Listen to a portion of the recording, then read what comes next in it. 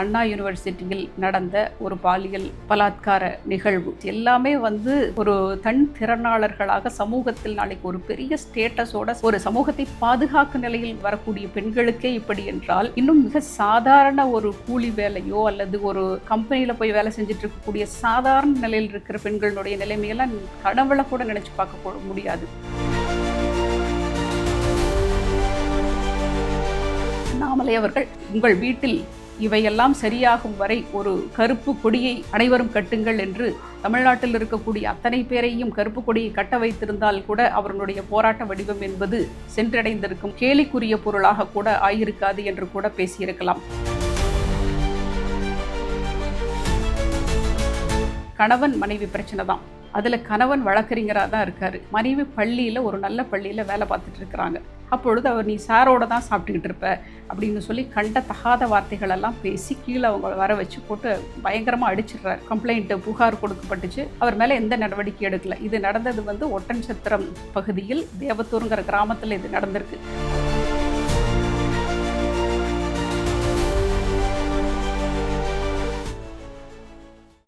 தமிழக பெண்கள் இயக்கம் வாயிலாக பெண்களுக்கான அரசியலை தொடர்ந்து பேசிக்கொண்டிருக்கிறோம். இப்பொழுது சமூகத்தில் நடந்து கொண்டிருக்கக்கூடிய மிக முக்கிய அரசியல் நிகழ்வுகள் பெண்கள் சார்ந்தவை, பெண்கள் பாதுகாப்பு சார்ந்தவை. எனவே இன்னும் அதிகமாகவும் தீவிரமாகவும் பேச வேண்டிய நிலைக்கு நாம் ஆளாக்கப்பட்டிருக்கிறோம். பெண்கள் பாதுகாப்பு, பெண்கள் சார்ந்த நிகழ்வுகள் என்ற அடிப்படையில் பார்க்கும் பொழுது நிறைய பேர் அதை ஒரு செய்தியாக எடுத்துக்கொண்டு விட்டு கடந்து செல்வது என்பது ஒரு அரசு சார்ந்த டிபார்ட்மெண்ட்டும் சரி, இல்லை மிக முக்கியமாக சமூகத்தில் இருக்கக்கூடியவர்களும் அது மாதிரி கடந்து சென்று கொண்டே இருக்கிறார்கள் என்பது மிக மிக வருத்தத்துக்குரியது. இந்த பொள்ளாச்சி பாலியல் சம்பவம் அனைவரும் கேள்விப்பட்டிருப்பீர்கள். அந்த நேரத்திலும் தமிழக பெண்கள் இயக்கம் அதற்காக ஒரு வழக்கை தொடுத்து அந்த எந்த அளவு அதனுடைய விசாரணை முன்னகர்வுகள் நடந்து கொண்டிருந்தன என்பதை தொடர்ந்து கண்காணித்து கொண்டு வந்திருந்தது. அதில் உயர்நீதிமன்றத்தில் 6 மாதத்தில் வழக்கு முடிக்கப்பட்டு விசாரணை முடிக்கப்பட்டு உத்தரவு பிறப்பிக்கப்பட வேண்டும் என்று கூறியிருந்த போதும் கூட நீட்சியாக இன்னும் கிட்டத்தட்ட 3 வருடங்கள் கடந்தும் வழக்கு நடந்து கொண்டிருக்க நிலைமையை தான் பார்க்கிறோம். சட்டங்கள் என்பது இன்னும் பெண்களின் மீது பாலியல் பலாத்காரம் மட்டுமல்ல, இன்னும் சாதாரண அவர்களின் மீது செய்யக்கூடிய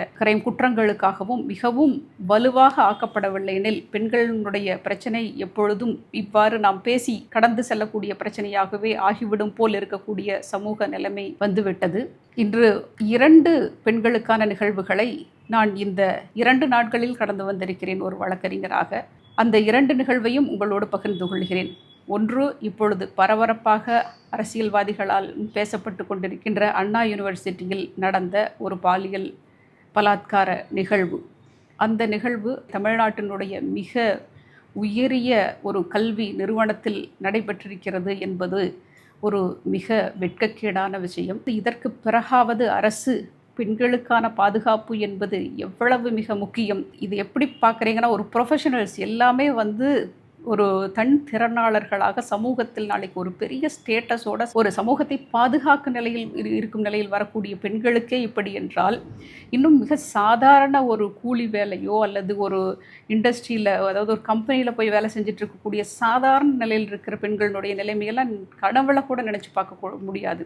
அதாவது அவர்களுக்கெல்லாம் கொடுமை நடைபெறவில்லை என்றில்லை, அவர்களுக்கும் நடந்து கொண்டிருக்கிறது, ஆனால் வெளியே வரவில்லை.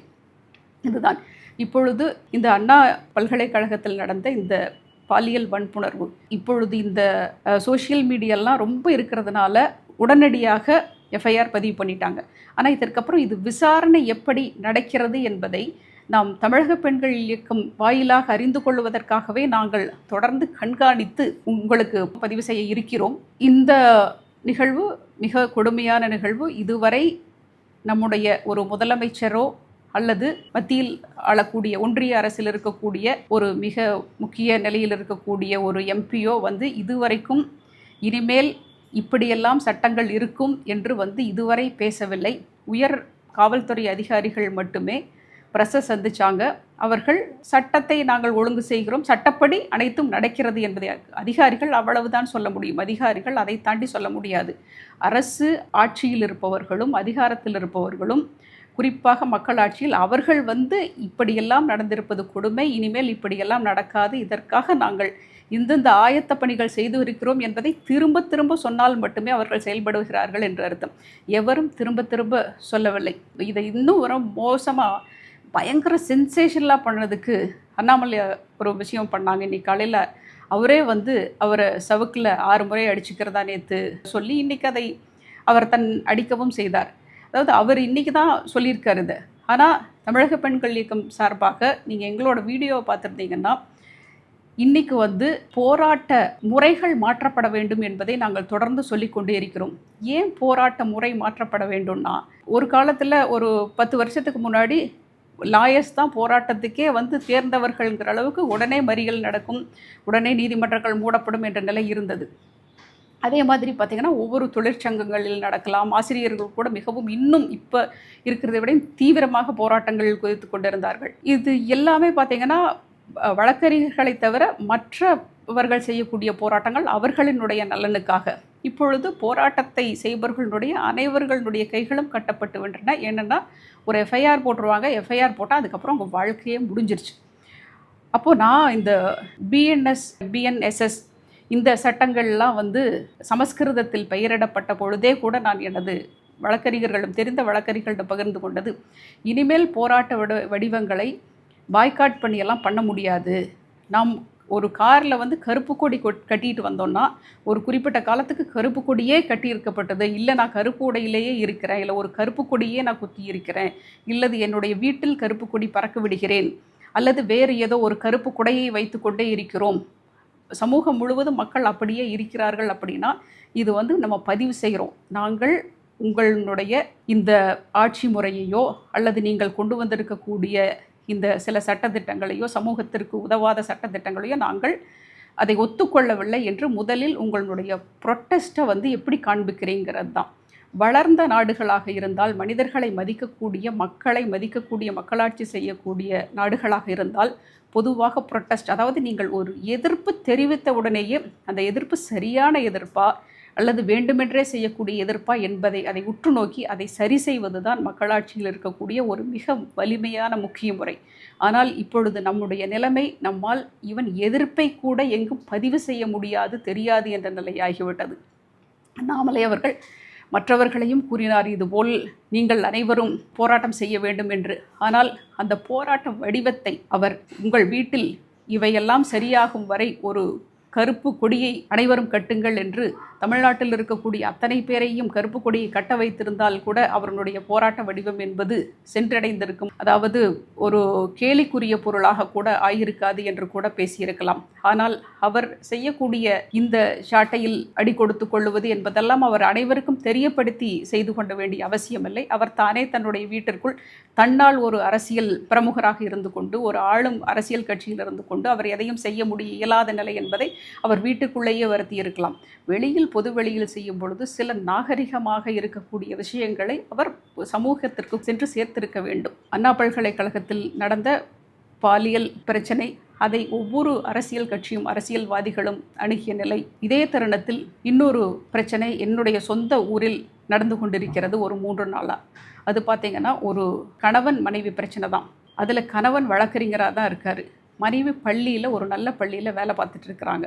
அவங்க ஒரு 3 மணிக்கு பள்ளி முடித்து விட்டு வரும்பொழுது கணவனுக்கு ஃபோன் பண்ணுறாங்க, இந்த மாதிரி நான் வந்துட்டேன், நீங்கள் எப்போ என்னை கூப்பிட்டுக்கிறீங்கன்னு சொல்லிட்டு. அப்போ அவர் முழுவதுமாக குடித்து விட்டு ஃபோனில் கேட்குறாரு, நீ என்ன பண்ணுறக்க, ஏதோ இந்த மாதிரி ஸ்கூலில் ஒரு சின்ன ஃபங்க்ஷன் முடிஞ்சிருக்கு, நாங்கள் டீச்சர்ஸ் எல்லாம் டீ குடிச்சிட்டு வருவோம் அப்படின்னு சொல்லும்போது அவர் கேட்குறாரு, நீ டீச்சரோடவா சாரோடவா? இது கிராம பகுதியில் அப்படின்னா டீச்சர்னால் பெண்பால், சார் என்றால் ஆண்பால். அப்பொழுது அவர் நீ சாரோட தான் சாப்பிட்டுக்கிட்டு இருப்ப அப்படின்னு சொல்லி கண்ட தகாத வார்த்தைகளெல்லாம் பேசி கீழே அவங்க வர வச்சு போட்டு பயங்கரமாக அடிச்சிடுறாரு. அதை அடித்ததுக்கப்புறம் அவங்க நேராக மருத்துவமனைக்கு தான் போகிறாங்க. மருத்துவமனையில் காயத்தோடு இருக்கிறாங்க, 3 நாள் இருக்கிறாங்க. அதற்கப்புறம் கம்ப்ளைண்ட்டு புகார் கொடுக்கப்பட்டுச்சு. புகாரில் அவர் மேலே எஃப்ஐஆர் போட்டாச்சு. எஃப்ஐஆர் போட்டதுக்கப்புறம் என்னாச்சுன்னா அவர் மேலே எந்த நடவடிக்கை எடுக்கலை. இது நடந்தது ஒட்டன்சத்திரம் பகுதியில் தேவத்தூருங்கிற கிராமத்தில் இது நடந்திருக்கு. நான் ஏன் இதை பதிவு பண்ணுறேன்னா உங்கள் எல்லாருக்கும் இந்த விஷயம் போய் சேரணும். இது மாதிரி எங்கள் பகுதியில் அடிக்கடி நடந்து கொண்டிருக்கிறது. இந்த டாஸ்மாக் எல்லா இடத்துலையும் கொடுக்கப்படுது. அதாவது கிராமம் தோறும் டாஸ்மாக் கடைக்கு போய் வாங்கி குடிக்க வேண்டியதில்லை, கிராமம் தோறும் கொண்டு வந்து விற்பனை செய்கிறார்கள். அது எப்படி செய்கிறாங்கன்னு தெரியல. அதனால் இது எல்லா கிராமத்திலையும் நடந்து கொண்டிருக்கிற பிரச்சனை.